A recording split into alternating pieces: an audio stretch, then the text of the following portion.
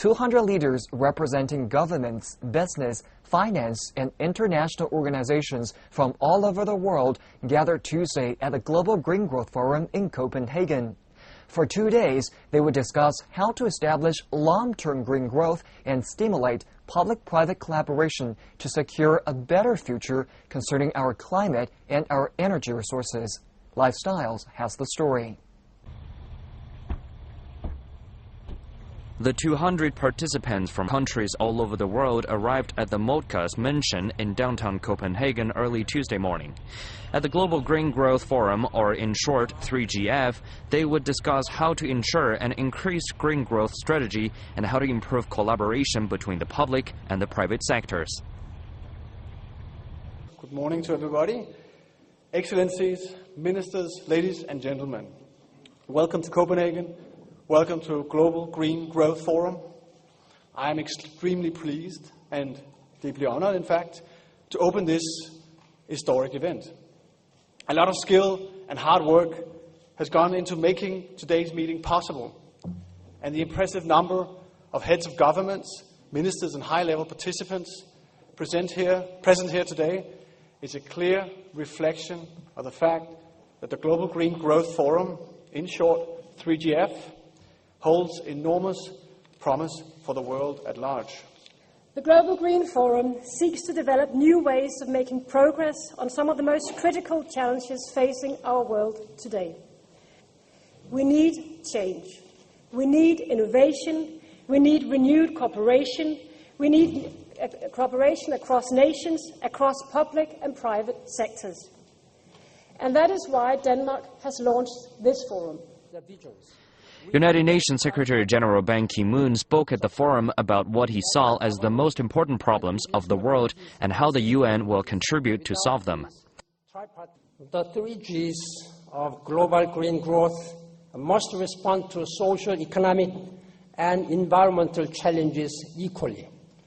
Because we live in an era of 3 Fs, if I may term it: crisis on food, fuel, and finance.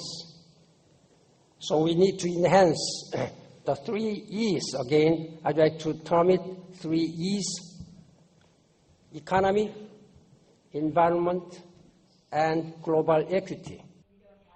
On the second day of 3GF, public and private sectors decided to work more closely together to secure a green development. Another conclusion of the conference was that green growth should be the path for prosperity for all countries in the world. Green growth cannot be achieved without strong financial contribution from the private sector. That is the message emerging from the Global Green Growth Conference, which ended here in Copenhagen today. We've heard a lot about the challenges that lie in the way, not least the debt crisis affecting Europe and the USA.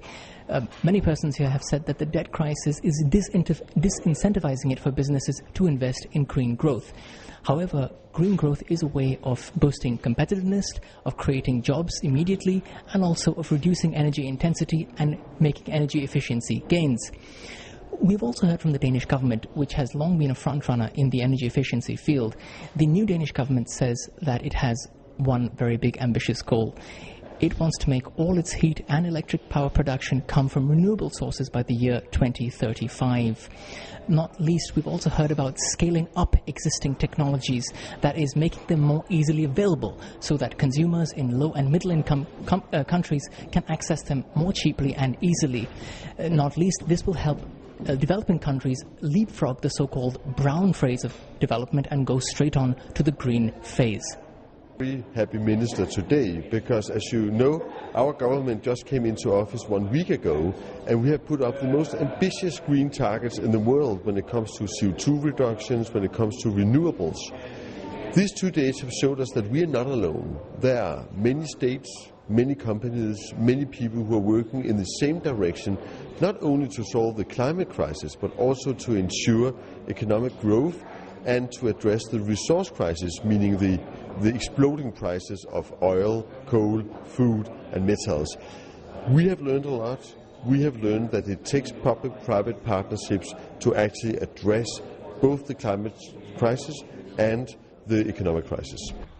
The forum, established by the Danish and Korean government and developed in association with the Global Green Growth Institute, is supported by a range of private and institutional partners.